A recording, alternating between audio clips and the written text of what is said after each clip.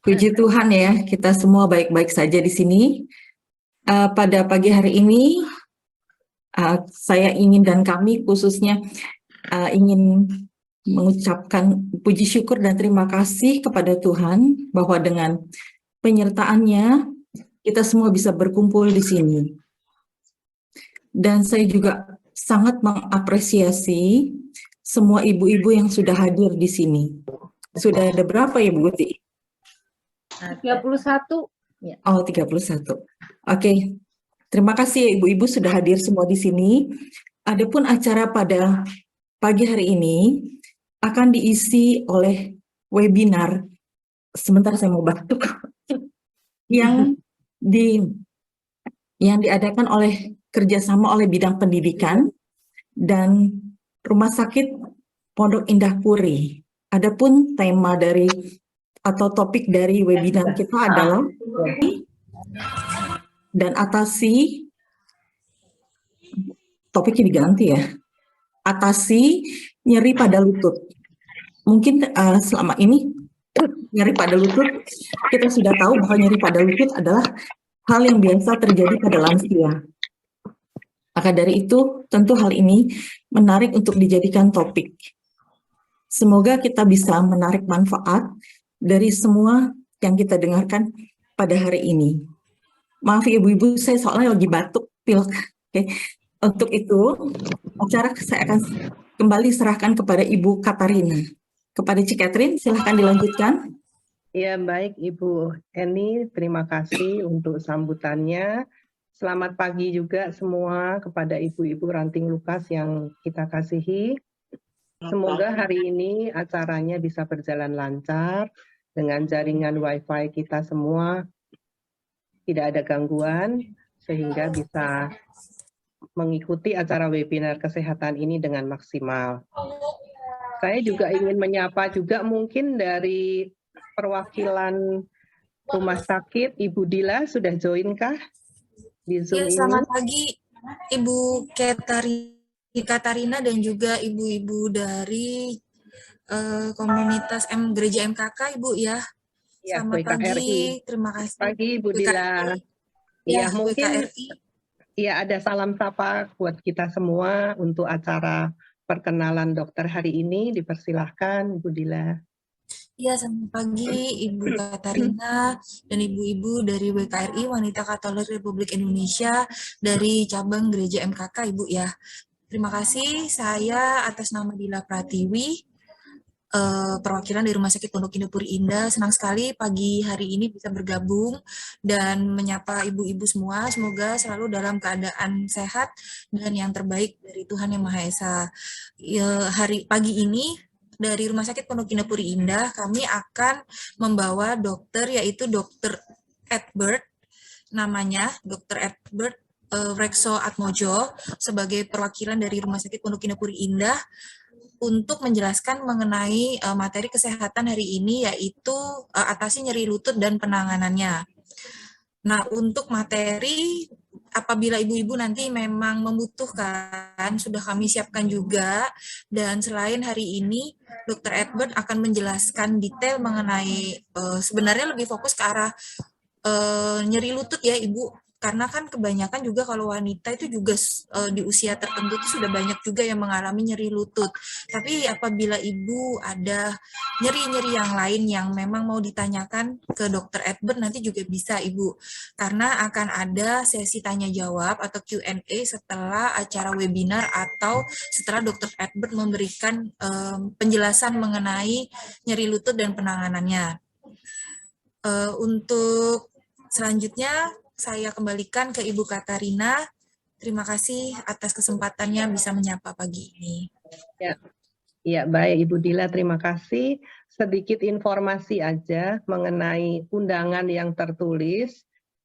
Sedianya kan Dr. William Chandra, tapi karena satu dan lain hal, sehingga Dr. William ini baru bisa berjoin dengan kita jam 3 sore, makanya sudah dipersiapkan sebagai dokter rekan sejawatnya yang akan membantu kita untuk webinar hari ini dengan Dr. Albert begitu. Terima kasih Ibu-Ibu. Kita lanjutkan dengan pembacaan susunan acara hari ini. Jadi sebelum acara nanti kita akan adakan doa pembukaan. Setelah itu kita akan menyanyikan lagu himne wanita Katolik dan masuk dalam renungan singkat yang akan diawali dengan pujian Kaulah Andalanku. Setelah itu kita akan masuk ke topik utama, yaitu dengan webinar kesehatan oleh Dr. Edward, dan dilanjutkan dengan sesi tanya-jawab, kurang lebih mungkin 60 menit. Setelah itu kita lanjutkan lagi dengan ucapan sepatah kata dari ketua kita, Ibu Uti, dan kita adakan foto bersama, pengumuman dari WK, dilanjutkan lagi juga pengumuman arisan, dan kita tutup dengan doa. Baik Ibu-Ibu sekalian, kita akan mempersiapkan acara hari ini dengan diawali oleh doa pembukaan yang akan dipimpin oleh Ibu Tresia Ningsih. Dipersilahkan Ibu Tres. Thank you, saya mau sempat ada sinyal putus-putus, jadi saya nggak dengar full yang kamu ngomong. Jadi tolong ntar kalau tiba-tiba saya doa putus, kamu lanjutin ya. Oke, silahkan Bu Tres. Mari kita berdoa teman-teman, dalam nama Bapa dan Putra dan Roh Kudus. Amin. Amin. Mengucapkan terima kasih kesehatan yang diberikan kepada kami. Sehingga pada hari ini kami dapat berkumpul bersama untuk mengikuti acara webinar kesehatan. Kami mohon kiranya Engkau memberkati saat moyo, memberikan pengetahuan bagi kami, wanita Katolik Ranting Lukas. Kemuliaan kepada Bapa dan Putra dan Roh Kudus. Pada permulaan sekarang selalu dan sepanjang segala abad. Amin. Santa Ana, doakanlah kami. Ya, terima kasih. Terima kasih Bu Tres untuk doanya.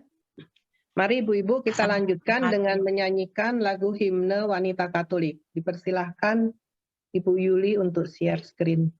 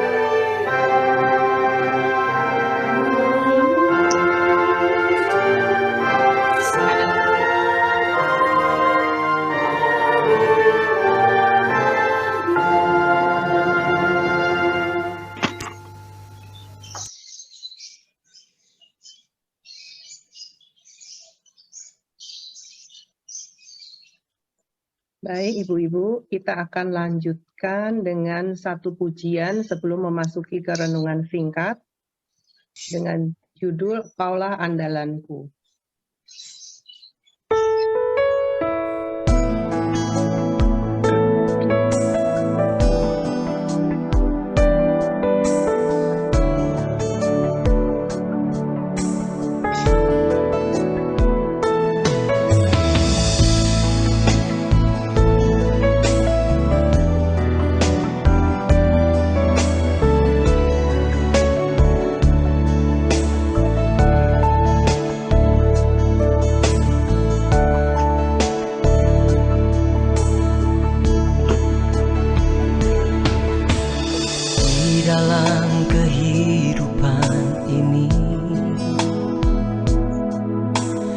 banyak persoalan yang menerpaku.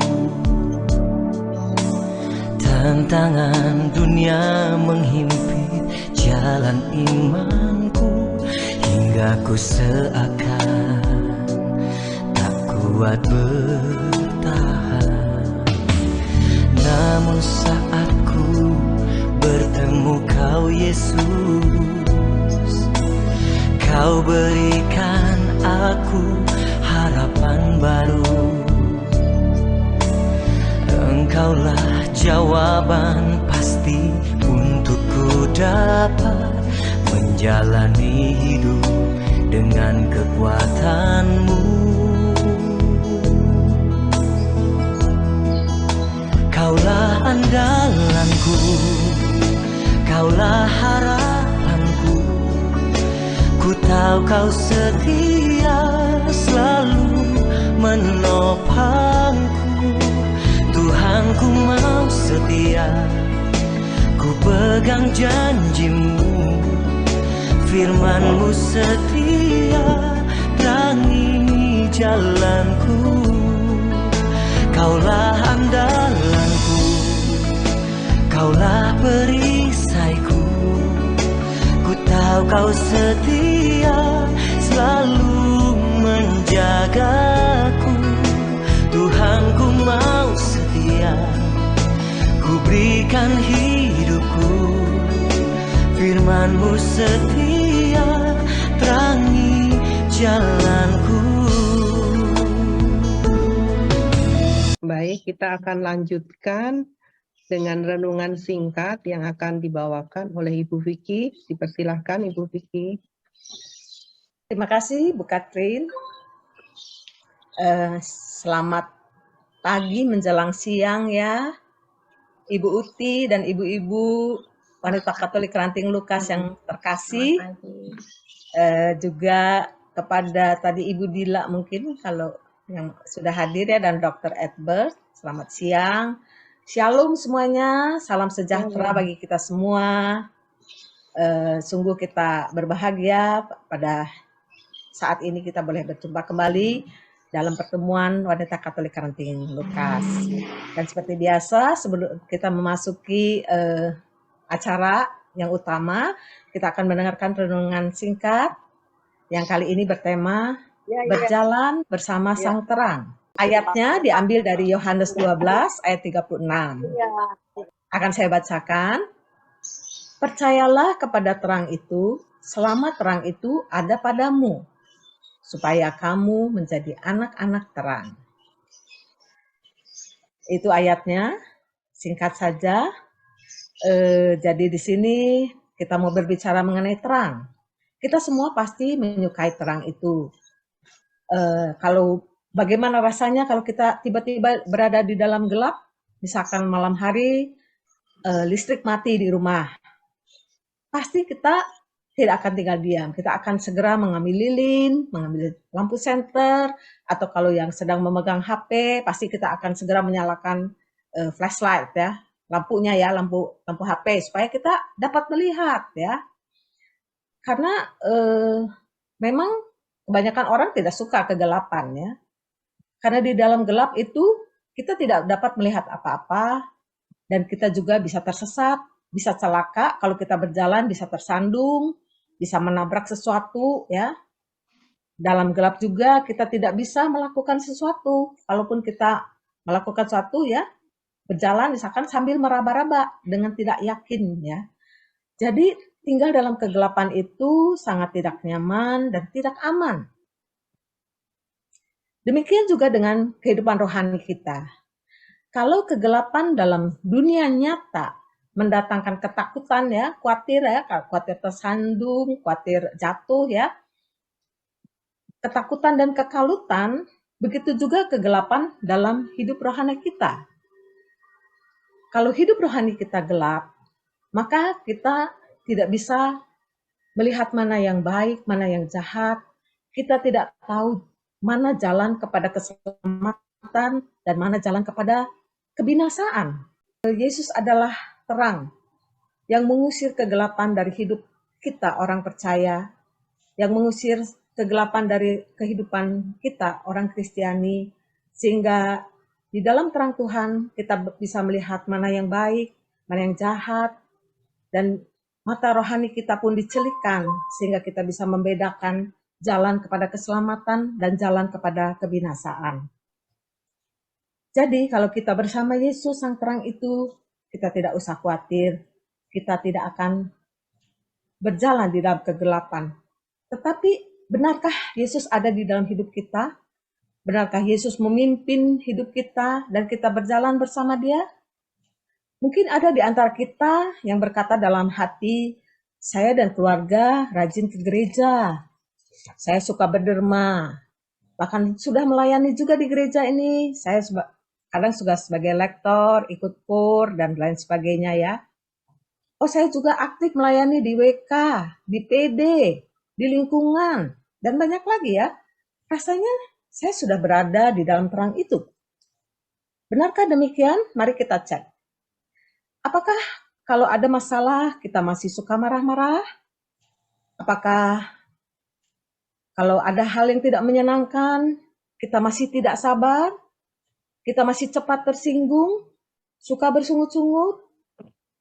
Ada iri hati, egois, penuh kekhawatiran, kadang merasa paling benar, sulit mengampuni, mementingkan diri sendiri, dan kadang-kadang tidak bisa menguasai diri?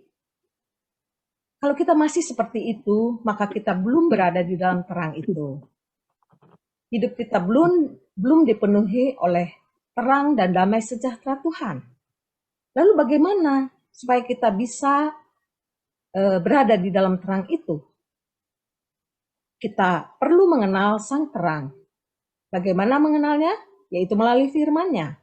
Sehingga ketika kita membaca firman Tuhan, kita mengenal kehendak Tuhan, dan juga kita bisa mengalami kasih-Nya dan janji-janjinya di dalam hidup kita. Wah, kalau begitu gimana ya? Saya kayaknya belum berada di dalam terang itu karena masih suka melakukan hal-hal tadi ya. Tidak usah khawatir saudara, ibu-ibu yang terkasih. Karena kita tetap bersyukur, karena Yesus, Tuhan kita adalah sang terang yang maha pengasih, maha pengampun, dan maha pemurah. Bagaimanapun keadaan kita masih jauh dari terang itu, tetapi Yesus senantiasa mengulurkan tangannya dan mengundang kita untuk datang kepadanya. Dialah Tuhan yang bersabda, marilah kepadaku semua yang letih lesu dan berbeban berat. Aku akan memberikan kelegaan kepadamu. Jadi walaupun kita ini penuh kekurangan, penuh cacat celak ya, kasih dan pengampunan Tuhan senantiasa tersedia bagi kita. Tuhan mengerti setiap pergumulan kita. Dia mengerti setiap tetesan air mata kita. Dan bersama Dia, kita mendapat kelegaan. Terus bagaimana kita mau datang kepada Yesus? Yesus mengundang kita. Bagaimana kita dapat datang kepada Yesus? Kita datang kepada Yesus dengan berdoa, dengan berelasi dengan Dia. Itu kita datang kepada Yesus. Karena itu, mari kita belajar untuk selalu berdoa, berelasi dengan Tuhan kita, sehingga kita bisa berjalan bersama Dia, dan kita mau memikul kuknya. Kuknya adalah beban yang Dia letakkan di pundak kita. Setiap kita pasti punya beban kan, beban kehidupan, masalah, dan sebagainya. Pikulah itu, dan kita tidak memikulnya sendirian, tetapi bersama Tuhan. Kita mau belajar dari Tuhan Yesus. Berjalan bersama Dia kita bisa belajar dari Tuhan Yesus. Karena Dia Tuhan yang lemah, lembut, dan rendah hati. Dan jiwa kita mendapat ketenangan bersama Yesus. Jadi berjalan bersama Yesus, kita tidak akan goyah ya. Tetapi kita mendapatkan jawaban dari masalah-masalah kita. Ada jalan keluar. Dan kita percaya hidup kita akan diubahkan sehingga kita selalu mendapatkan pengharapan saat kita berjalan dengan Yesus. Amin. Terima kasih, Tuhan Yesus memberkati. Ya, terima kasih Bu Vicky untuk siraman rohaninya yang sungguh luar biasa, menguatkan kita semua sehingga bisa kita pakai untuk refleksi kita masing-masing. Ya Ibu-Ibu, acara selanjutnya yang kita tunggu-tunggu adalah puncak acara dari hari ini, webinar kesehatan yang akan dibawakan oleh Dr. Edward. Selamat pagi, Dr. Edward. Apakah sudah Selamat pagi, join? Ibu Katrina. Iya. Baik, Dr. Edward, kita akan persilahkan langsung untuk membawakan acara webinar. Mungkin dari Ibu Dila yang akan memoderatorkan acara hari ini. Iya, baik. Terima kasih kepada ibu-ibu dari Ranting Lukas ya Ibu ya, kepada Ibu Iya. Vicky Sulistyo juga. Terima kasih atas renungannya tadi. Nah, untuk pagi hari ini, seperti yang tadi saya sudah sempat informasikan, Dr. Edward akan menjelaskan mengenai nyeri lutut dan penanganannya. Nah, sebelumnya ini nanti akan Dr. Edward nanti akan langsung sharing PowerPoint-nya, materinya. Namun sebelum masuk ke materi Dr. Edward, saya mau membacakan sedikit nih CV Dr. Edward, karena kan tak kenal maka tak sayangnya ibu-ibu. Jadi pagi hari ini sudah bergabung nih Dr. Edward bersedia untuk meluangkan waktunya untuk ibu-ibu semua. Semoga materi yang akan diberikan Dr. Edward pagi ini berguna ya ibu-ibu untuk semuanya. Nah, saya akan membacakan CV Dr. Edward. Dokter, ini mau dari saya yang share screen atau dokter? Oh, dokter. Ini udah saya share. Baik, ya. Bentar. Untuk Dr. Edward Workso Atmojo, spesialis kedokteran fisik dan rehabilitasi, Magister Science ya dokter ya? Ya. Saat ini berpraktek di lantai 1, rehabilitasi medik di Rumah Sakit Pondok Indah Puri Indah. Dan jika ibu-ibu mau berkonsultasi dengan beliau, bisa menghubungi langsung di 25695200 extension 1140 Ibu. Dan khusus rehabilitasi medik, jika melakukan appointment nanti Ibu akan mendapat konfirmasi, dan konfirmasinya itu akan dikirimkan langsung ke WA ataupun SMS sesuai yang Ibu ajukan ke rumah sakit. Nah, untuk formal education dari Dr. Edward, seperti yang bisa dibaca sebenarnya kalau CV-nya dokter ini sangat panjang ya Ibu ya, jadi memang Dr. Edward ini meskipun masih muda sangat berpengalaman. Nah, seperti yang bisa dilihat bahwa untuk formal education beliau Faculty of Medicine dari Universitas Padjadjaran Bandung di tahun 2007, Master in Science, Medicine, Sports, and Health di University College London di London, United Kingdom di tahun 2014, dan Physical Medicine and Rehabilitation Program di Universitas Indonesia Jakarta di tahun 2018. Untuk achievement juga bisa dibaca ibu-ibu bahwa sudah banyak sekali achievement beliau. Ini hanya sebagian saja ya dokter ya yang bisa ditulis di Ya, sini. nggak usah panjang-panjang. Termasuk organization-nya juga yang sudah bisa dibaca di sini.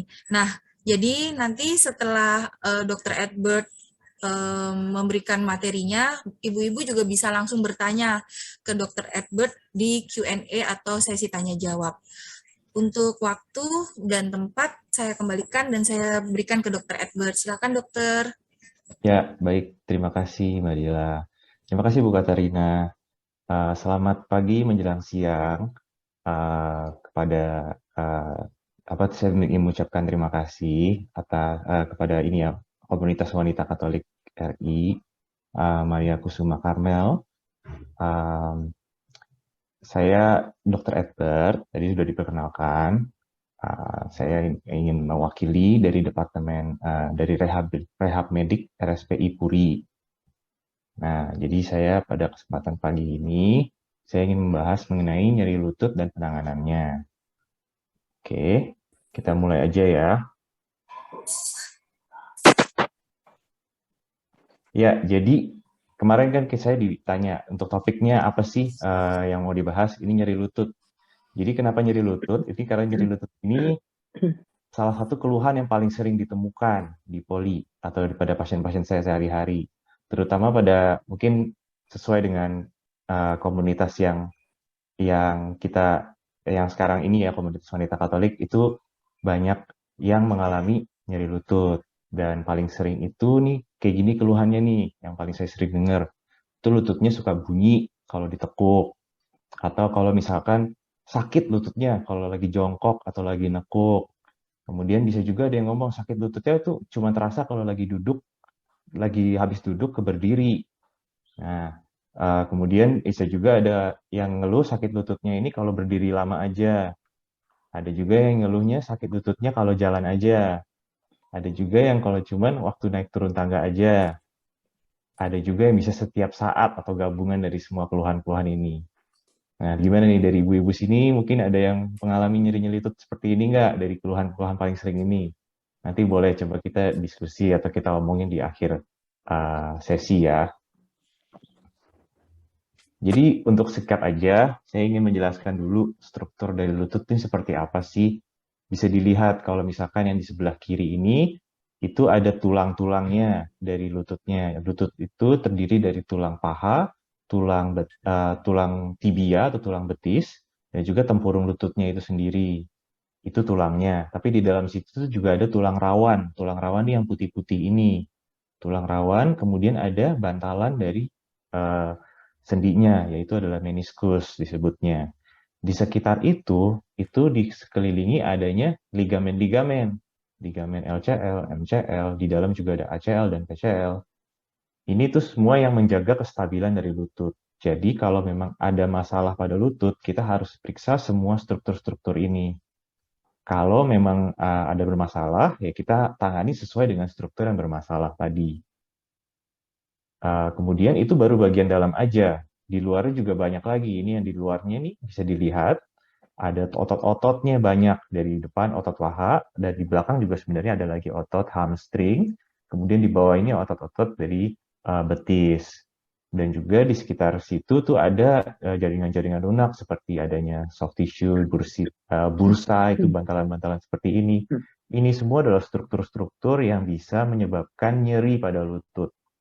Jadi memang tidak sesimpel itu kalau sakit lutut obatnya apa. Kita harus tahu dulu struktur mana sih yang sebenarnya itu bermasalah. Makanya pemeriksaannya bisa harus cukup detail kalau misalkan ada nyeri lutut. Oke, ini singkat aja untuk ini. Nah, ini sumber nyeri lutut tuh banyak sekali. Ini saya memang bahasa-bahasanya sulit ya, ini bahasa-bahasa kedokteran semua. Cuman ini saya cuma pengen menunjukkan kalau nyeri lutut itu tuh banyak sekali tipenya dan penanganannya juga beda-beda. Jadi kalau memang ibu-ibu sekalian ini mengalami nyeri lutut, baiknya diperiksakan dulu juga ke dokter supaya bisa tepat diagnosisnya dan penanganannya tepat. Ini misalkan yang paling sering itu adalah osteoartritis lutut atau yang disebut dengan orang awam biasa sebutnya pengapuran lutut atau ya OA lutut atau ya penuaan lutut lah gitu. Kemudian bisa juga efusi yaitu bengkak pada lutut. Ini masalah pada tendonnya, masalah pada ototnya yang ketarik, cedera pada ligamennya, cedera pada bantalannya atau meniskusnya, atau terjadi radang akut terhadap sendinya sendiri. Ada juga pada otot ITB-nya, ada juga pada tendon patelanya. Jadi memang banyak sekali tipenya. Ini ada tendon quadriceps, ada bursa itu adalah bantalan seperti untuk mengurangi gesekan-gesekan di dalam sendinya. Ini bursitis infrapatella, bursitis pesanserin, ada subluxasi atau dislokasi dari patella, bisa ada infeksi dari sendinya itu sendiri, bisa karena asam urat, bisa karena autoimun, bisa juga karena ada fraktur atau patah. Jadi banyak sekali tipe-tipe dari nyeri lutut itu, ya. Itu aja sih saya pengen highlight kalau harus kita tahu persisnya ini diagnosisnya apa. Oke. Nah, yang paling sering yang itu adalah osteoartritis lutut dan itu yang saya ingin highlight pada sesi ini karena biasanya ini osteoartritis lutut ini adalah suatu proses degeneratif. Jadi proses degeneratif itu artinya salah satu dari proses penuaan dari sendi. Jadi memang terjadi, jadi pasti kan kita kalau waktu muda sendinya masih sehat-sehat, tapi seiring berjalannya usia dan juga dengan banyaknya aktivitas, misalkan suka lari atau suka dari kecil, suka loncat-loncat, itu bisa membuat sendi lututnya itu menjadi penuaan. Jadi memang, tapi nggak juga, karena bukan selalu dengan aktivitas, karena dengan usia, bertambahnya usia saja, itu juga akan terjadi. Jadi itu wajar ya, itu bukan sesuatu yang sebenarnya bisa kita hindari juga, karena proses penuaan itu pasti ada. Kemudian secara epidemiologi, wanita itu memang lebih banyak daripada pria mengalami osteoartritis lutut ini. Ya, itu memang sudah terbukti secara epidemiologi dan banyak research-nya, statistiknya. Wanita ini lebih banyak kenanya daripada pria. Dan menurut statistik juga, itu 13% dari wanita yang usia lebih dari 60 tahun itu memiliki osteoartritis lutut. Bahkan yang di atas 70%, di atas 70 tahun, itu bisa 40% dari populasi.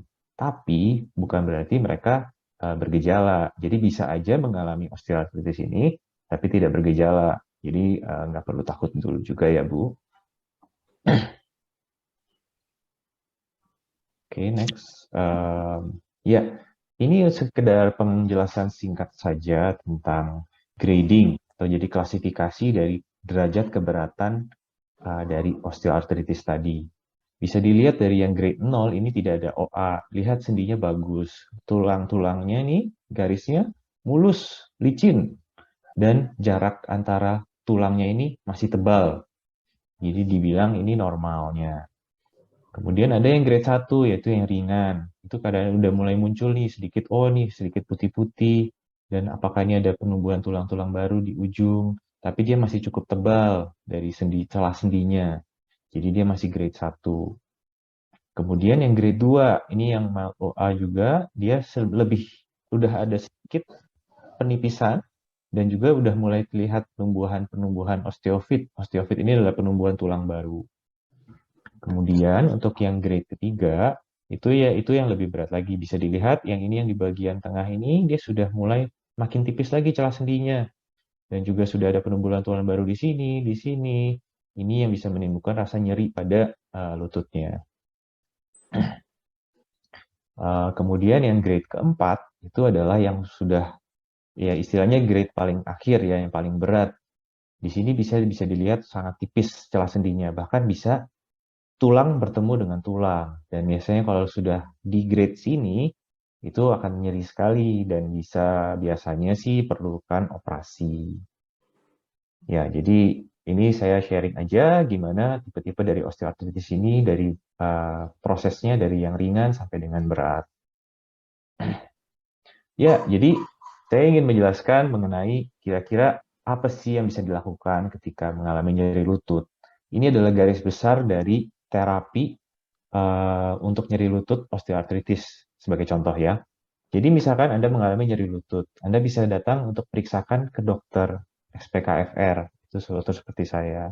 Itu untuk diperiksa lebih pastinya struktur mana yang jadi masalah. Apakah ini adalah masalah tulang, masalah sendinya, masalah soft tissue-nya seperti bursanya, tendonnya, atau ototnya saja.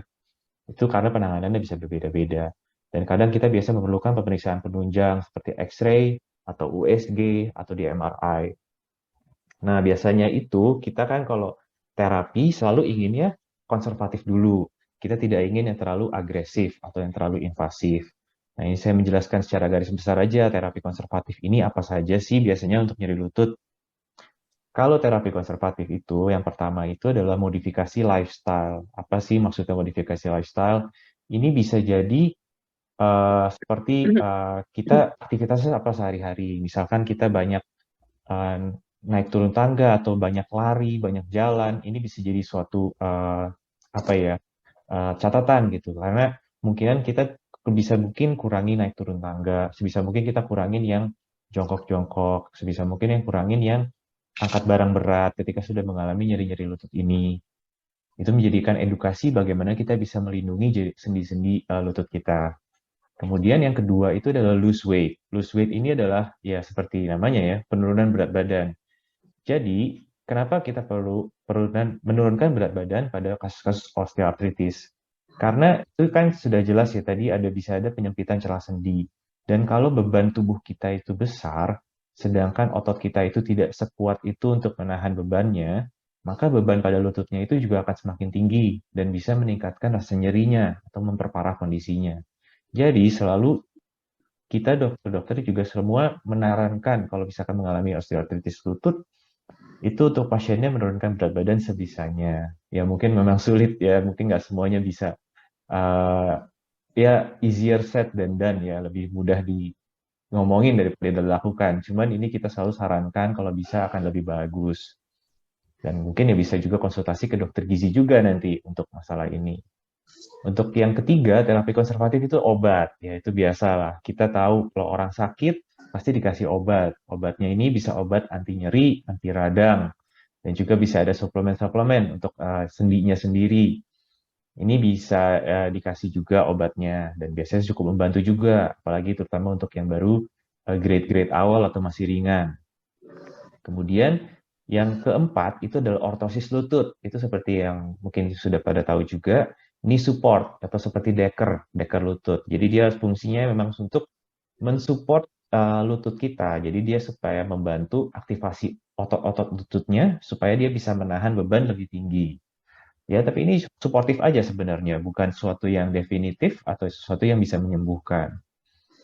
Dan pemilihan ortosis sendiri pun itu juga harusnya spesifik, tidak bisa sembarangan. Jadi harus bisa dilihat dulu mana yang cocok buat ibu-ibu sekalian. Kemudian untuk kelima itu adalah walking aid. Walking aid ini adalah bisa tongkat lah basically.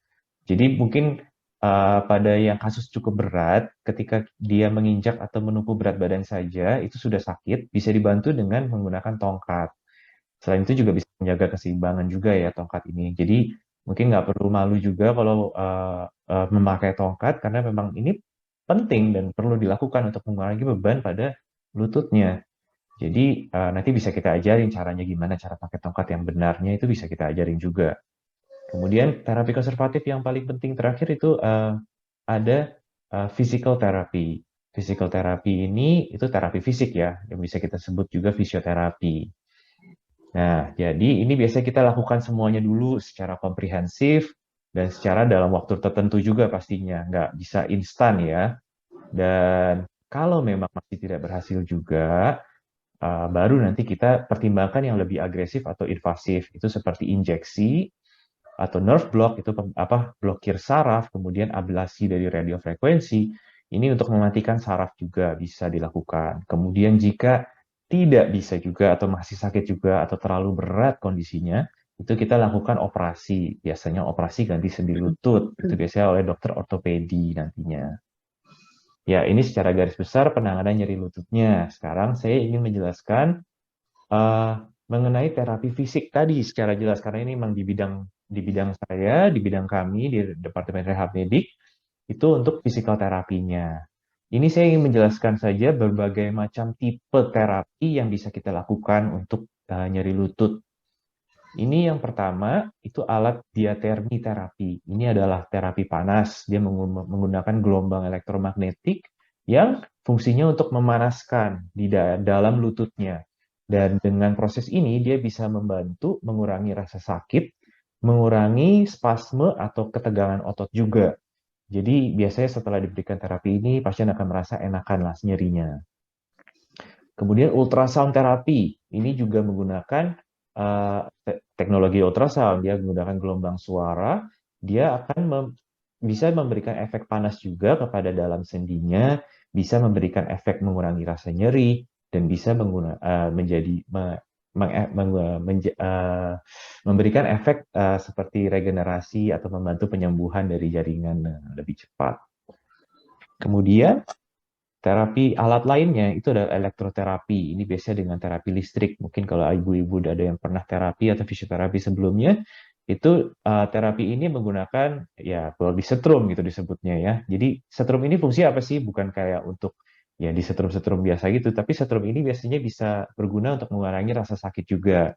Juga bisa memberikan rasa nyaman pada otot dan relaksasi otot juga. Kemudian bisa kita di RSPI Puri ini kita menggunakan laser terapi. Jadi laser ini fungsinya biasanya bisa untuk nyeri yang lebih akut ya, yang lebih sakit-sakitnya. Dan kemudian juga dia bisa meredakan radang pada sendinya Dan juga dia bisa membantu penyembuhan, mempercepat proses penyembuhan jaringan pada yang cedera. Itu pada laser terapi. Kemudian terapi yang lain, shockwave terapi. Shockwave terapi ini dengan gelombang kejut. Dia ini biasanya berfungsi untuk membantu regenerasi. Jadi untuk jaringan-jaringan yang mungkin sudah mulai degeneratif, kita bisa bantu untuk regenerasi. Regenerasi ini bisa digunakan dengan shockwave terapi. Dan dia juga bisa digunakan untuk mengurangi rasa sakit juga. Kemudian ada juga yang alat baru kita, yaitu krioterapi. Krioterapi ini menggunakan dingin. Jadi buat pasien-pasien yang mengalami bengkak dan juga mengalami nyeri akut gitu ya. Menggunakan krioterapi ini dengan cepat bisa menurunkan rasa nyerinya. Jadi dia terapi dingin. Oke. Selanjutnya kinesiotaping, itu mungkin pernah lihat di TV-TV atau di atlet itu pada pakai taping-taping seperti ini. Ini bisa bantu untuk mengaktifasi otot dan menginhibisi otot yang kita pengen lindungin. Ini bisa kita gunakan untuk mengurangi rasa sakit juga dan memberikan rasa nyaman dan kita ketika aktivitas lebih pede. Kemudian untuk ini ini massage terapi. Massage terapi ya dipijat. Jadi dipijat misalkan masalahnya itu ternyata bukan di sendinya tapi ternyata di otot-ototnya. Otot-ototnya tegang, kita pengen rilis. Kita bisa massage atau pijat untuk lututnya ya. Kemudian ini juga tipe lain ya, hidroterapi. Tapi sayangnya kita belum ada di UI Indah. Jadi kita biasanya terapi di kolam renang ini. Jadi untuk pasien yang tidak cukup kuat untuk berdiri atau sakit sekali, kan dengan di dalam kolam renang itu dia bisa mengurangi berat badannya dan bisa sambil latihan di situ. Kemudian untuk stretching ini juga sangat penting, jangan dilupakan. Jadi nanti di stretching ini nanti otot-otot yang tegang itu akan kita bantu stretching supaya dia nggak terlalu tegang dan tidak memberikan sakit.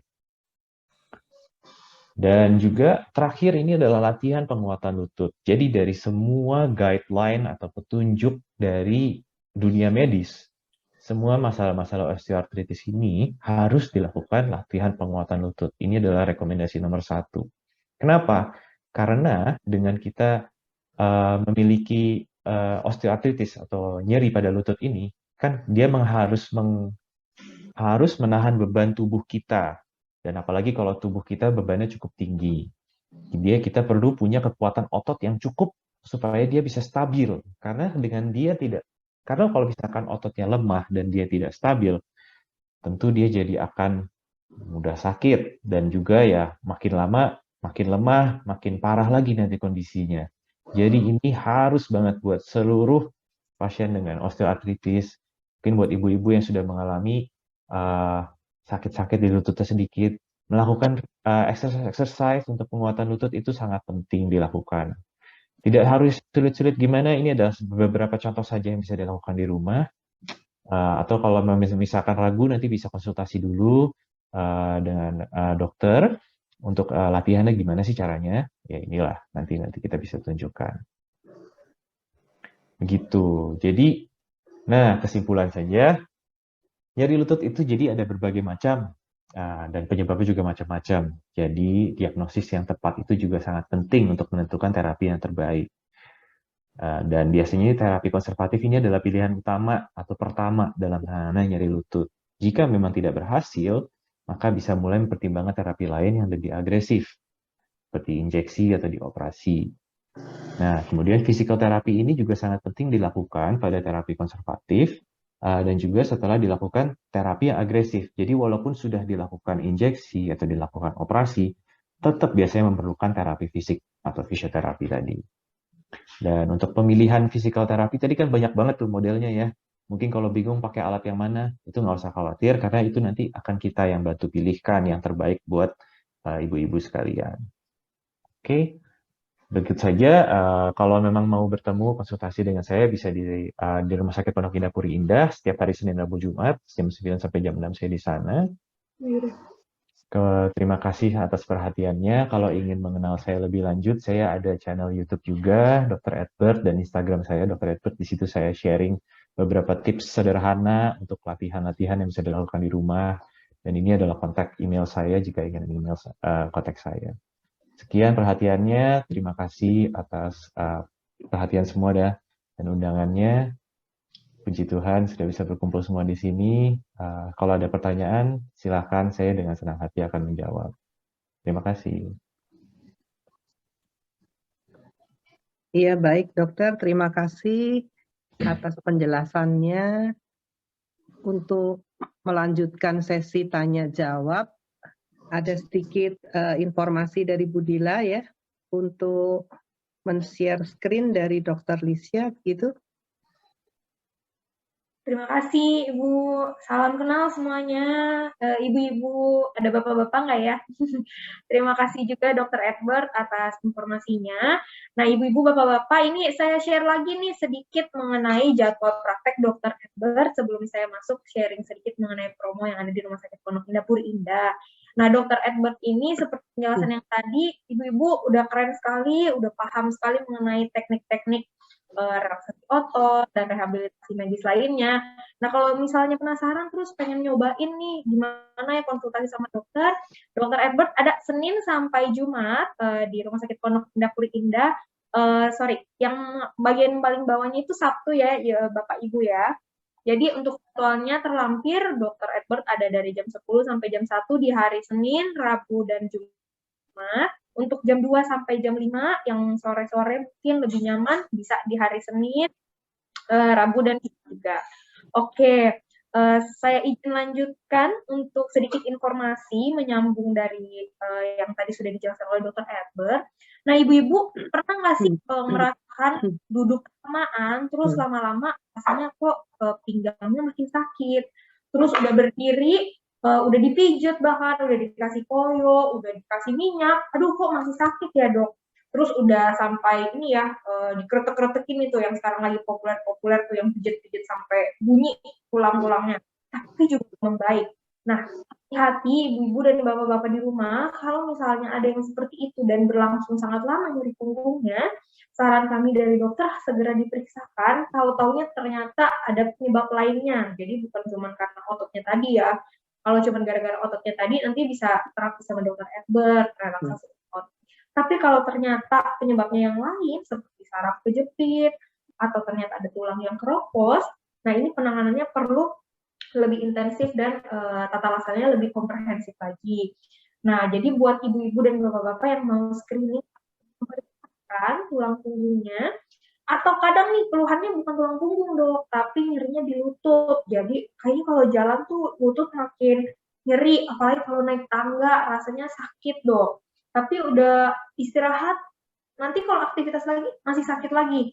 Nah boleh nih melakukan pemeriksaan MRI, mengecek kira-kira permasalahannya ada di tulangnya kah, atau di ototnya kah, atau ternyata ada permasalahan di sarafnya. Nah setelah dilakukan pemeriksaan MRI, ibu-ibu dan bapak-bapak di rumah juga ada pemeriksaan lainnya lagi yang dianjurkan, yaitu kepadatan tulang, atau biasa kita sebutnya dengan BMD. Buat ngecek nih, kira-kira tulang-tulangnya ini masih oke atau enggak di usianya. Terus kalau ternyata masih oke, belum berhenti di situ juga, kita periksakan lagi apakah bahan-bahan baku untuk mempertahankan tulangnya tetap mantap dan keropos, itu masih atau enggak, seperti vitamin D dan kadar kalsiumnya. Nanti kalau hasilnya udah kelar semuanya, boleh kita anjurkan untuk pemeriksaan konsultasi dengan dokter spesialis ortopedi, atau kalau mau ke dokter Edward juga boleh, nanti kita akomodasikan untuk konsul dengan dokter Edward.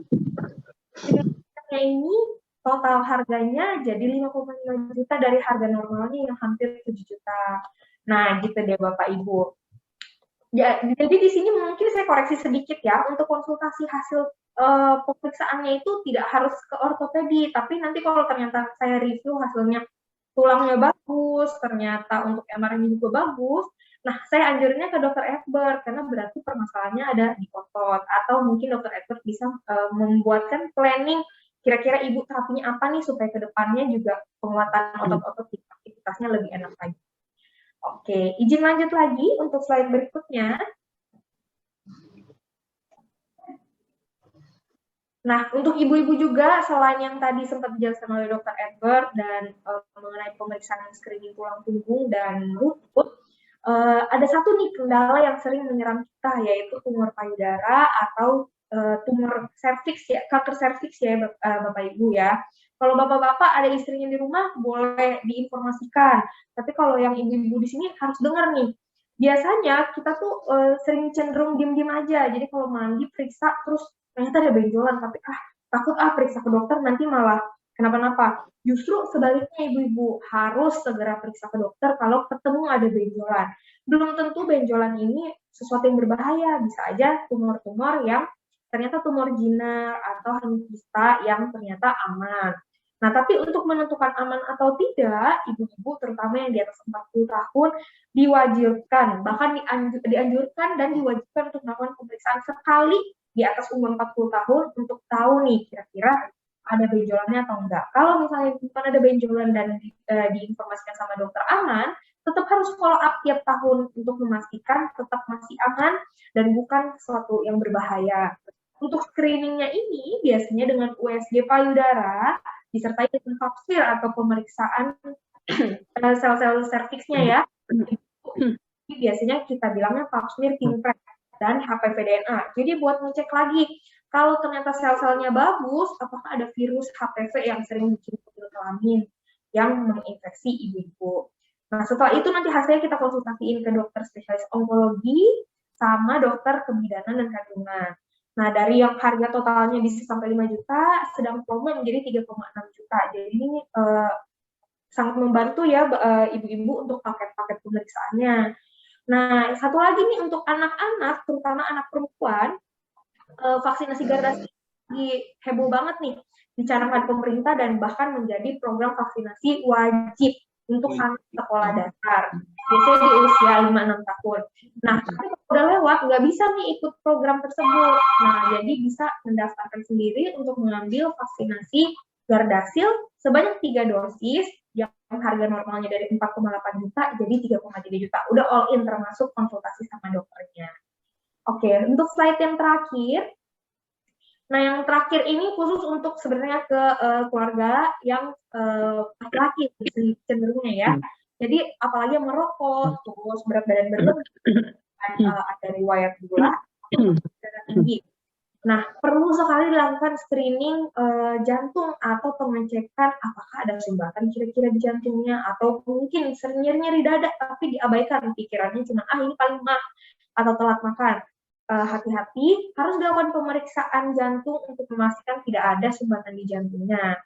Jadi boleh memeriksakan kardiak screening ini yang dari biasanya 5 juta lebih jadi 3,5 juta. Paket ini termasuk screening CT jantung, kalsium score, terus treadmill, pengambilan darah buat mengecek gula darah puasa dan HbA1c dan kolesterolnya, lalu terakhir konsultasi dengan dokter spesialis jantung. Nah, kira-kira informasi yang bisa saya sampaikan hari ini, Bapak Ibu, untuk kalau misalnya ada pertanyaan lebih lanjut, boleh menghubungi nomor di layar 0821-8088-0202. Terima kasih, saya sambungkan lagi ke moderator. Tuhan memberkati. Terima kasih juga Dr. Edbert atas informasinya. Semoga habis ini pertanyaan-pertanyaan ibu-ibu di rumah bisa dijawab lebih detail lagi dengan Dr. Edbert. Tuhan memberkati. Ya, terima kasih Dr. Licia untuk informasi yang sangat berguna. Kira-kira ibu-ibu semuanya sudah memahami untuk jadwal-jadwalnya dan macam pemeriksaannya.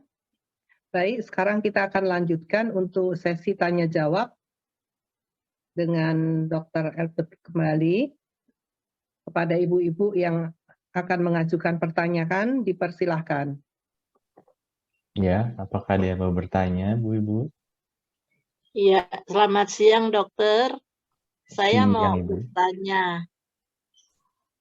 Halo? Iya, halo. Iya, bisa dengar saya. Ya, baik dokter. Tahun 1999 saya kerja di Klinik Medika Loka, Rasunan Said. Saya di sana sebagai nurse. Kemudian ada salah satu dokter internis, yaitu dokter Gunawan Kosasi.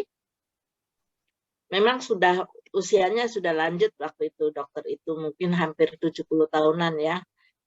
Yang akan saya tanyakan di sini dokter, dalam waktu 1 hingga 2 bulan sekali saya dimintain tolong oleh dokter tersebut untuk sedot cairan di lututnya itu kadang sampai 12 cc.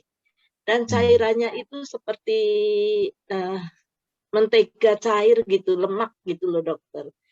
Di sini saya akan tanyakan itu kira-kira sakit apa, cairannya apa, atau kelainan apa. Terima kasih dokter. Ya, terima kasih Ibu pertanyaannya. Jadi coba saya tanya dulu ya, itu yang disuntik Ibu atau siapa? Saya Ibu.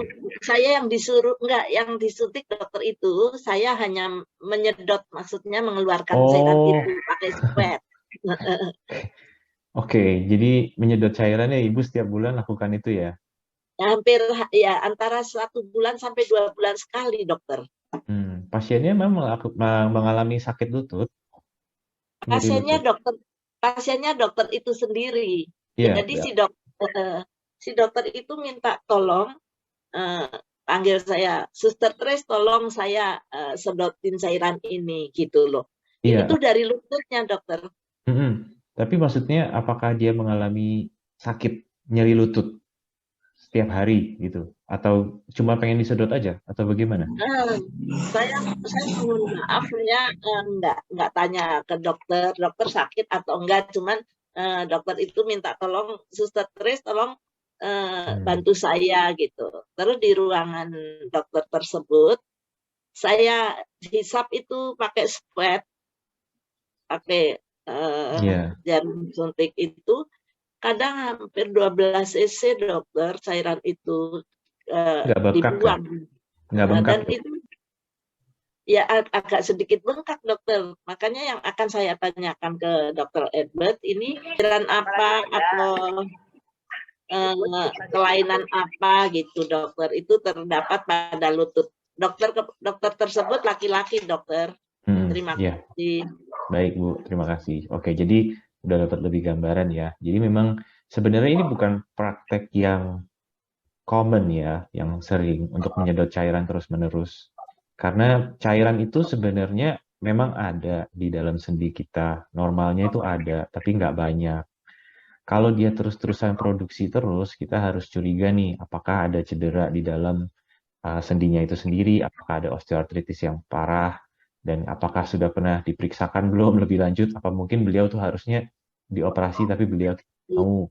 Itu jadi dia terus-terusan ada cairan. Nah itu kalau disedot tiap bulan gitu juga sebenarnya nggak baik. Saya juga pernah sedot cairan di lutut, itu pun maksudnya karena banget gitu. Jadi karena sampai bengkak sekali, penuh rasanya, sampai nengkup aja sakit, itu baru saya sedot. Itu biasanya bisa 20-30 cc itu saya sedot. Jadi dan itu juga bukan tidak ada resiko ya. Jadi kalau bolak-balik kita tusuk itu bisa ada resiko infeksi nantinya. Jadi sebenarnya sih saya tidak menyarankan untuk melakukan itu terus-menerus. Dan kalau memang mau dilakukan, maksudnya kalau mau pengen tahu nih apa, itu biasanya harus kita periksa di lab. Jadi cairannya kita periksa ke lab dulu. Ini apakah ada infeksi, apakah ada bakteri, apakah ini cuma cairan sendi biasa aja, itu bisa kita lihat. Mungkin ya bisa bantu disampaikan juga ke dokternya atau ditanyakan lagi kenapa ini terus-menerus mau sampai kapan, karena takutnya nanti bisa infeksi lututnya. Betul. Baiknya diobatin aja, misalkan kalau emang ada infeksi kita bisa obatin gitu.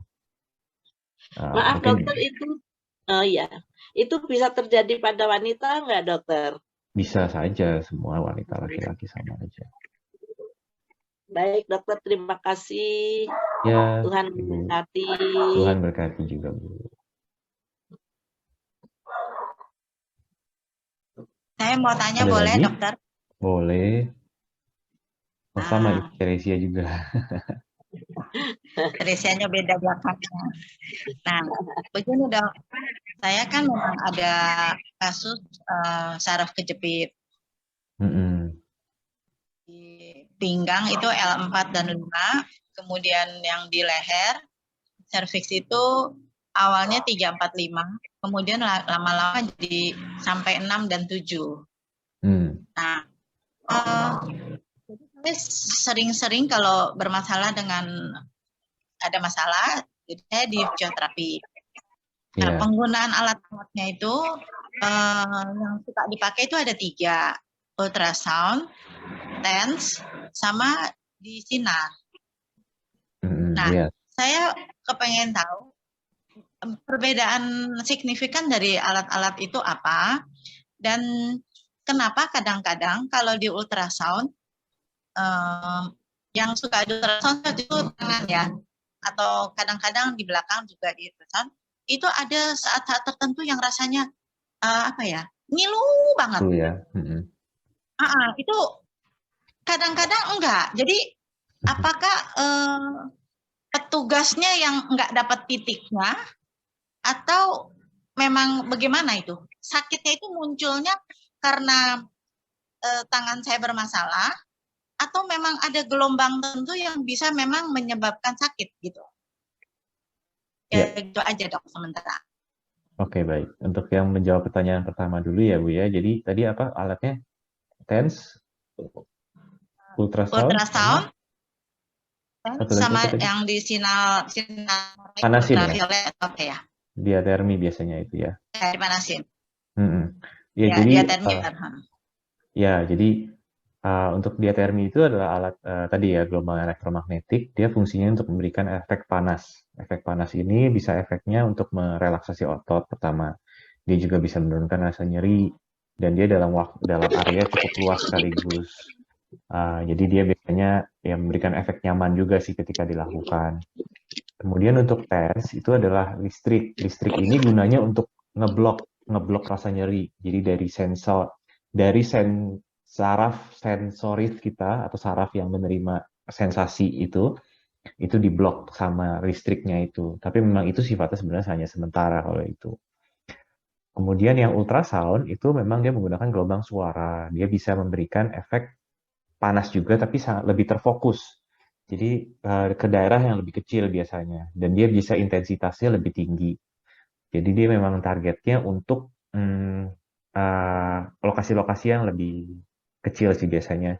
Dan memang kalau terkena pada titik nyeri, atau misalkan lagi radang gitu ya, itu bisa jadi ngilu sekali memang. Apalagi itu mungkin juga bisa dekat dengan tulang. Misalkan kita ultrasound itu dekat dengan tulang, itu bisa ngilu juga rasanya. Tapi nggak usah khawatir. Maksud saya mungkin memang kadang-kadang ada, kadang-kadang tidak, itu karena ada beda dari intensitas, atau misalkan hari itu lagi tidak terlalu nyeri, tidak terlalu radang, itu bisa beda juga. Kalau memang terlalu nyeri, bisa bilang aja nanti ke terapisnya untuk kayak, oh ini sakit banget, bisa dikilangin dikit nggak? Itu bisa. Kalau memang misalkan terlalu nyeri itu bisa. Jadi tidak usah khawatir. Dan itu normal sih Bu, memang ada ngilu-ngilu dikit itu biasa. Jadi kalau ngilunya itu nandain bahwa masih ada peradangan gitu? Enggak selalu juga, karena memang ultrasound itu bisa dalam, dan dalam itu bisa kena ke tulang. Itu kalau kena tulang itu juga bisa terasa ngilu juga. Dan kalau memang terlalu lama di satu titik, dia juga akan terasa sangat panas. Itu juga bisa terasa seperti itu, Bu. Terus saya nggak gitu rasa panasnya, maksudnya ya lebih panas yang di sinar diatermi tadi. Cuman kalau tuh ya kayaknya sih anget-anget gitu ya. Cuman kalau dia lagi ngilu, saya pikir gini, oh ini mungkin lagi penyembuhan, ya udah nggak apa-apa. Nanti kadang-kadang gini, oh udah enggak. Jadi saya pikir, oh udah agak membaik. Ntar kok begitu lagi, karena kan saya satu paket itu 8 kali. 8 kali itu kan nanti kalau habis ada paketnya lagi gitu.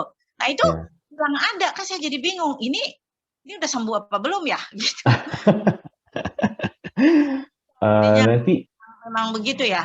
Saya takutnya gini loh, apa si petugasnya yang salah mengoperasikan sehingga membuat saya ngerasa ngilu gitu. Oh enggak sih Bu. Kalau nyalahin dia kan gitu. Enggak. Memang itu wajar. Terjadi ngilu-ngilu itu wajar. Tapi ngilu-ngilu sedikit gitu ya. Kalau terlalu ngilu bilang aja ini terlalu sakit gitu. Mungkin emang lagi akut, lagi radang banget. Sampai kayak gimana ya? Sampai susah dibilang ya. Ngilu banget gitu. Jadi biasanya kena ketang itu. Apa bisa nggak pindahin dulu ke tempat sebelahnya? Saya bilang gitu. Yang sebelah sana nggak ngilu gitu kan? Dia bilang enggak, ini masih yang di sini katanya gitu. Aduh ya udah kita merengis aja. Habis dia masih mau di situ. Iya kan kadang memang ada area target yang kita pengen capai ya. Jadi emang Sampai kadang-kadang saya angkat tangan petugasnya, saking dia nggak mau ngangkat, jadi saya angkat tangan dia biar kasih jeda istirahat sebentar gitu, saking ngilunya. iya Oke dok, makasih. iya mari Bu. Mungkin teman lain ada yang mau nanya? Ada lagi? Nah, saya mau tanya, Dok. Iya Bu. Iya, saya Ibu Marta mau nanya, ini tangan saya, Dok. Kenapa suka kena yang itu, Dok, trigger finger? Itu nanti di jempol, terus disuntik, udah 2 kali. Terus sekarang jari tengah. Itu kenapa ya, Dok, penyebabnya? Jadi kalau trigger finger itu kan masalah di tendon ya, tendon dari jari-jari. Ini biasanya terjadi karena banyak aktivitas dengan jari kita, entah banyak gripping atau megang apa sesuatu, meres atau melintir apa dengan tangan kita. Ini bisa terjadi karena aktivitas itu yang udah lama juga ya, jadi bukan yang kayak baru-baru, mungkin yang udah tahunan juga. Itu ada nggak mungkin riwayat seperti itu Ibu aktivitasnya? Itu jadi salah satu penyebab sih untuk radang pada trigger finger ini. Jadi yang terjadi tuh dia radang pada selaput dari tendonnya. Jadi ketika dia sadar radang, dia sembuhnya itu dia membesar, mengeras. Kalau ketika dia keras, dia jadi nyangkut ketika kita mau buka tutup dari jari kita ini. Iya, sakit. Dan memang harus disuntik ya, Dok ya, itu ya. Tadi balik lagi sih biasanya terapinya itu saya sih selalu bertahap ya dari tangga terapinya ini. Pertama konservatif dulu. Kalau memang tidak berhasil, baru kita yang lebih agresif yaitu disuntik. Gitu. Biasanya sih bisa diterapi juga untuk misalkan yang fase-fase awal yang masih cukup ringan itu bisa diterapi saja. Tapi kalau memang sudah berat sekali, itu biasanya disuntik juga Ibu. Tapi kalau disuntik katanya maksimal hanya boleh 2 kali, Dok. Terus harus dioperasi, nggak boleh ketiga gitu, nggak boleh katanya. Apa betul?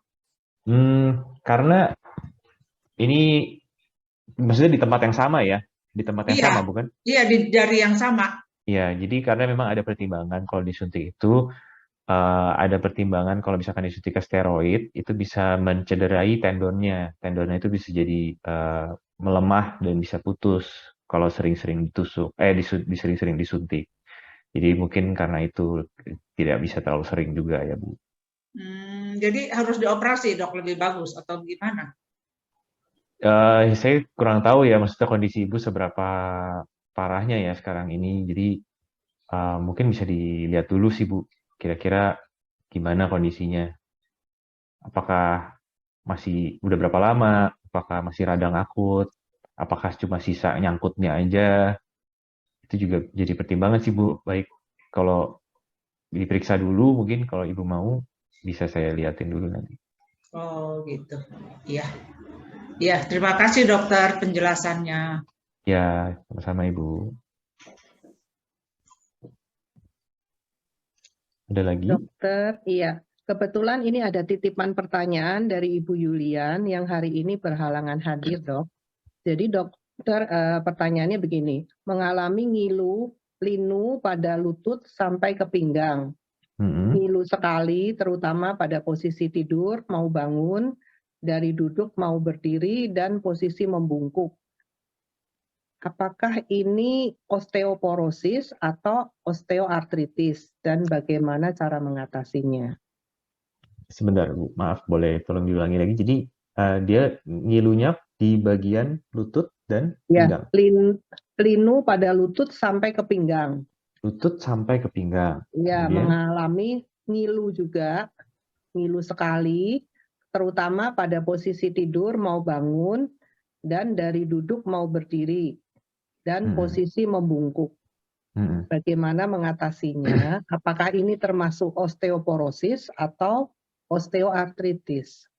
Oke, ya baik. Jadi untuk kasus ini ya mungkin harusnya diperiksa lebih baik ya. Kalau dari penjelasan aja kurang bisa mendapat gambaran. Cuman kalau dari penjelasan tadi, itu kalau dari tiduran aja sakit lututnya, biasanya sih bukan masalah lutut, tapi bisa dari masalah pinggang. Jadi kalau memang dia dari duduk, dari tidur ke duduk, duduk ke berdiri, sakit di pada lutut dan di pinggang, itu kemungkinan sakit utamanya di pinggang yang ada penjalaran ke lututnya. Itu jadi lebih ke kasus saraf kejepit di bagian tulang belakang. Karena biasanya kalau osteoartritis aja, itu kalau lagi tiduran sih biasanya nggak sakit. Untuk lututnya ya, apalagi pinggang ya, gitu. Kalau osteoartritis lutut ya. Jadi itu biasanya sakitnya kalau bisa diinjak. Kalau lagi dipakai berdiri, itu baru biasanya sakit. Nah, kalau misalkan dia tiduran aja sakit, masih bisa sih sakit lutut. Tapi biasanya itu kalau misalkan ada infeksi akut di lututnya, atau pembengkakan akut di lututnya, itu bisa jadi sakit.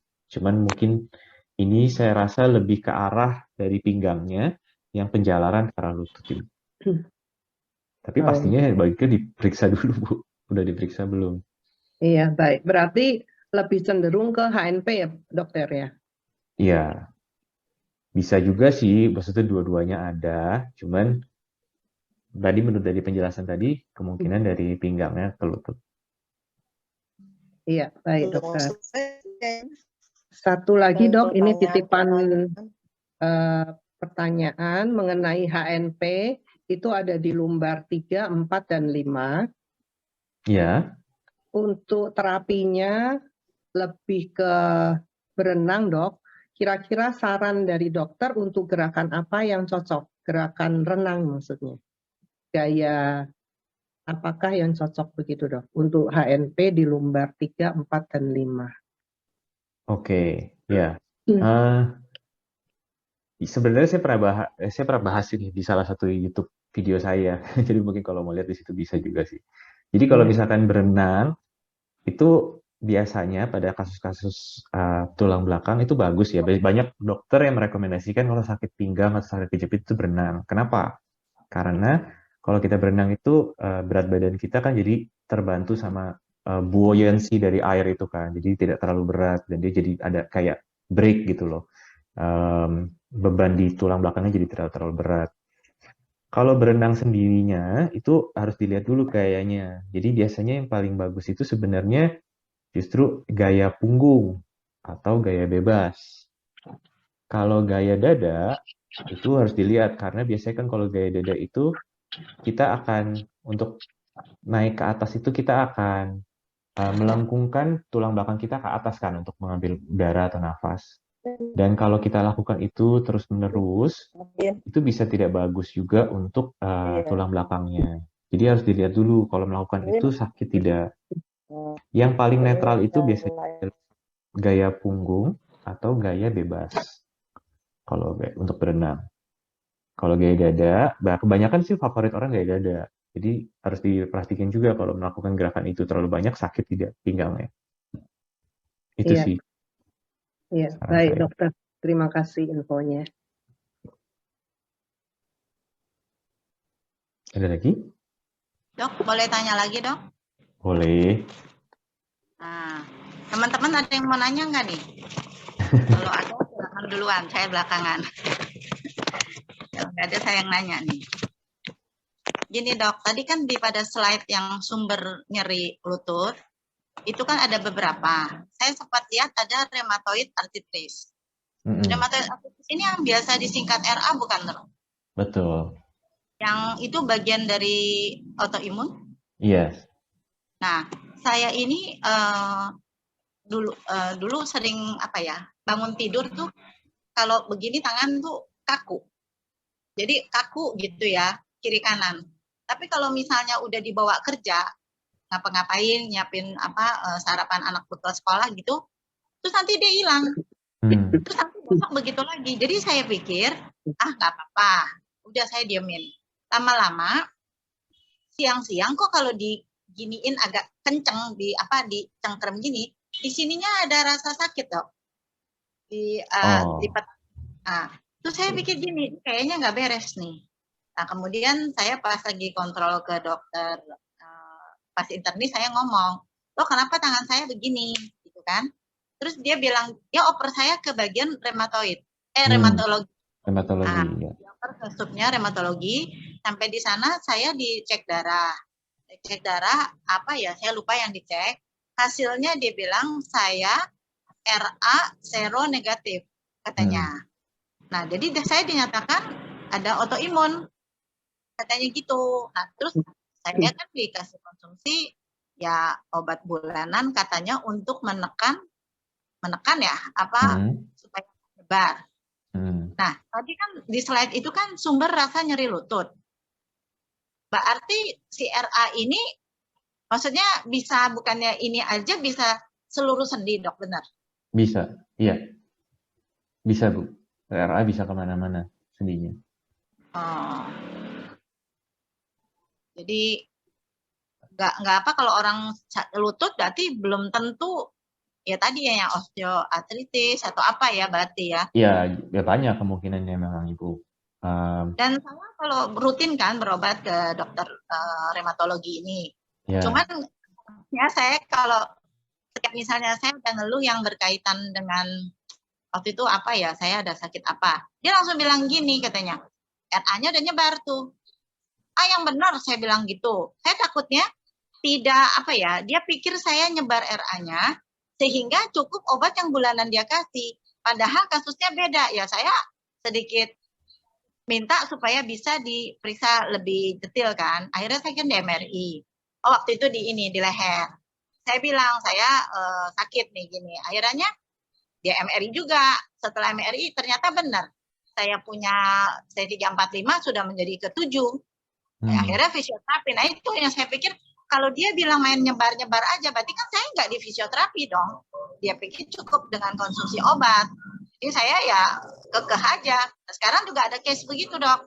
Jadi maaf dalam pantat saya ada rasa nyeri. Tadinya sedikit-sedikit. Saya diemin. Nah, terus saya waktu ke dia bilang, dia bilangnya begitu lagi. Katanya RA-nya nyebar. Saya bilang, yakin dokter RA, saya kepengen kepastian. Jadi saya minta diperiksa sehingga dia bilang, saya bilang soalnya gini dok, saya nih jatuh dari motor. Jadi saya khawatir kalau L45 saya itu bermasalah. Dia ronsen 4 posisi di ronsen. Nah kemarin baru lihat hasilnya. Dia bilang nih bagus, panggulnya apa? Saya pikir ya bukan ronsen di lokasi pantatnya seharusnya menurut saya. Harusnya di tulang belakang, tapi kan saya nggak enak mendiktator kan. Jadi akhirnya kemarin dia bilang begitu, jadi akhirnya saya cerita lagi, ulangin lagi nih, memang dokternya senior gitu kan. Saya bilang, senior umur, saya bilang, dok saya cerita, saya tuh pernah punya kasus dok, saya bilang begitu, saya tuh udah sering di fisioterapi, udah berapa tahun ini suka kambuh, jadi saya khawatir kambuh, saya bilang gitu kan. Terus saya jatuh dari motor dok, mental, saya bilang gitu kan. Terus akhirnya, jadi kamu mau DMRI, dibilang gitu kan. Iya, saya bilang gitu. Ya udah, akhirnya dikasihlah surat pengantar. Baru ntar sore nih mau MRI-nya. Belum tahu. Tuh kan, saya kejepitnya kumat lagi. Nah, itu sakitnya sudah turun sampai ke lutut belakang. Jadi sepanjang dari pantat sampai itu, dan kadang-kadang duduk juga udah berasa. Dulunya enggak, hanya di tempat tidur aja. Menurut dokter, benar nggak kalau dugaan saya L45-nya bermasalah lagi? Saya menduga begini berdasarkan itu ya sulit ya Bu ya. Mending kita tunggu hasil MRI-nya aja nanti Bu. Ya, kalau cuma dari penjelasan itu sih sulit ya Bu. Ya. Tapi kan nggak segampang itu kan RA dibilang nyebar-nyebar terus kan dok? Wah itu sih baiknya tanya ke dokter reumatologinya sih. Karena beliau ahlinya. Kalau saya kan sebenarnya di bagian rehabnya ya Bu ya. Jadi kita memang beda bidang. Jadi saya merasa mungkin bukan saya yang harus menjawab pertanyaan itu sih Bu. Iya sih tahu dok. Saya juga rasa pasti entah buntut-buntutnya saya ke bagian rehab medik sih. Dugaan saya kan. Saya udah bertahun-tahun memang mengalami yang kayak ada begini-begini dengan saraf gitu. Iya, mengerti sih. Nah, karena kan harus dapat rujukan. Rujukannya itu kan dari dokter siapa gitu. Nah itu mau nggak mau saya mesti sampaikan ke dia lah, dia main bilangnya gitu nyebar. Oke dok, makasih. Ya nanti boleh kalau mau diperiksa juga boleh Bu, datang aja ke rehab medik. Baik Ibu, selamat siang. Terima kasih atas banyaknya pertanyaan yang membuktikan bahwa banyak sekali antusiasmenya ya dokter, dan semoga yang dibawakan dokter tadi dan jawaban-jawaban yang dibawakan oleh dokter Edward itu sudah sangat berguna bagi ibu semua. Dan sekali lagi, seperti yang tadi dokter Edward juga infokan bahwa jika masih ada pertanyaan nanti bisa langsung datang ke Rehab Medik Rumah Sakit Pondok Indah Puri Indah. Nah, untuk selanjutnya nih dokter, karena tadi sudah banyak pertanyaan yang masuk, maka dari Rumah Sakit Pondok Indah Puri Indah menyediakan 2 hampers nih dokter untuk 2 penanya terbaik. Mungkin dokter Edward bisa langsung memilih dok, dari beberapa pertanyaan yang tadi masuk itu 2 penanya terbaiknya. Wah, mana aja ya? Lihat ya dokter ya, karena Pertanyaannya pertanyaannya bagus-bagus bagus-bagus ya semua dokter kok. ya. Baik. Mungkin ya tadi ada yang mungkin Ibu Teresia juga ya yang semangat bertanya dua kali sampai pertanyaan. Ibu Boleh tuh yang Teresia dokter, baik. Satu lagi dokter. Pertanyaan bentar. Tadi yang Ibu Tadi mengenai yang titipan pertanyaan tadi siapa tuh yang menitip pertanyaan? Ibu Oh, Katarina. Ibu Ya? Yulian. Ibu Yulian. Iya, pertanyaan dari Ibu Yulian. Oh Ibu iya. Ibu Yulian ya Ibu ya. Iya. Baik. Yang ada 2 pertanyaan tadi ya? Iya, satu HNP, satu lagi yang apa tadi? Osteoporosis atau osteoartritis, dok. Oh iya.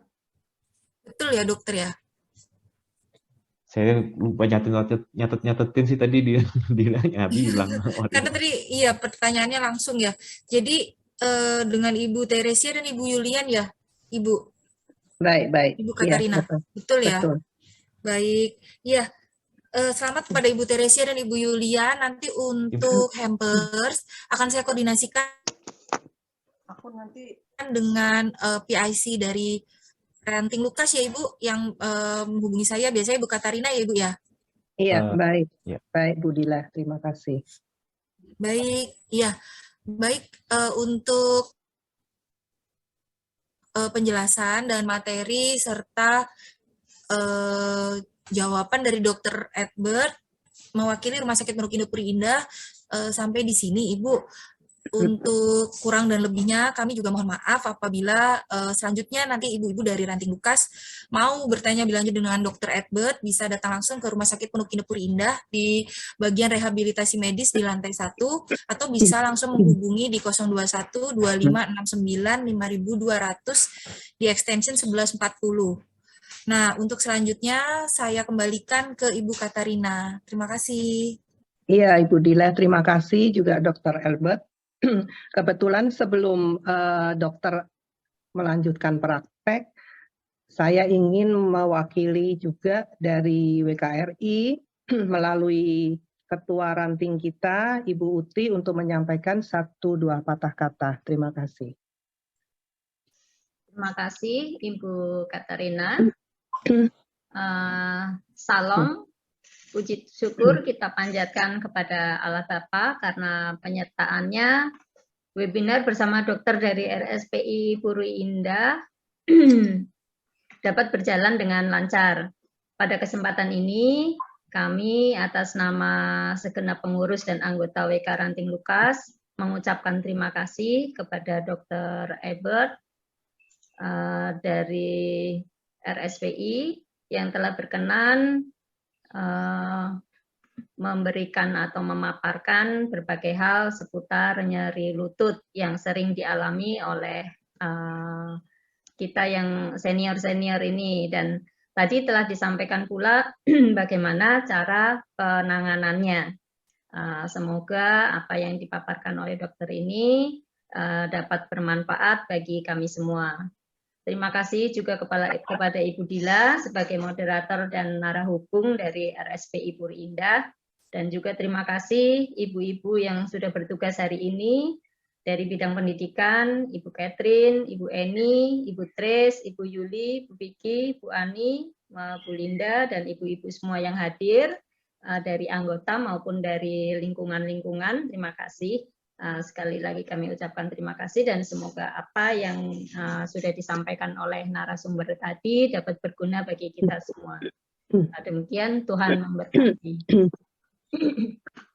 Ya, baik Bu Uti, mungkin sebelum Dokter live Zoom juga dengan Ibu Dila, kita mau abadikan dengan foto bersama pada bidang humas, dipersilahkan.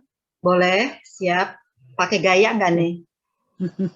Nah, 1, 2, 3. Halaman berikutnya ya. Halaman 2. 1, 2, 3. Oke. Mau pakai gaya apa lagi? Dokter yang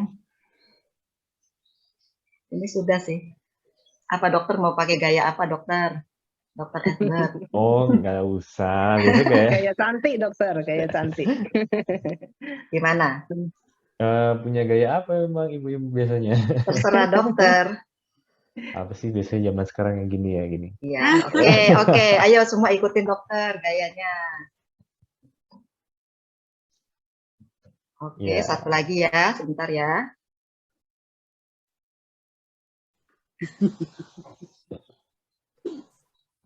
Oke. Waduh, ini kok ada. Bentar. Ini kok ada. Ya, satu lagi ya. Oke, sudah. Cukup, ya.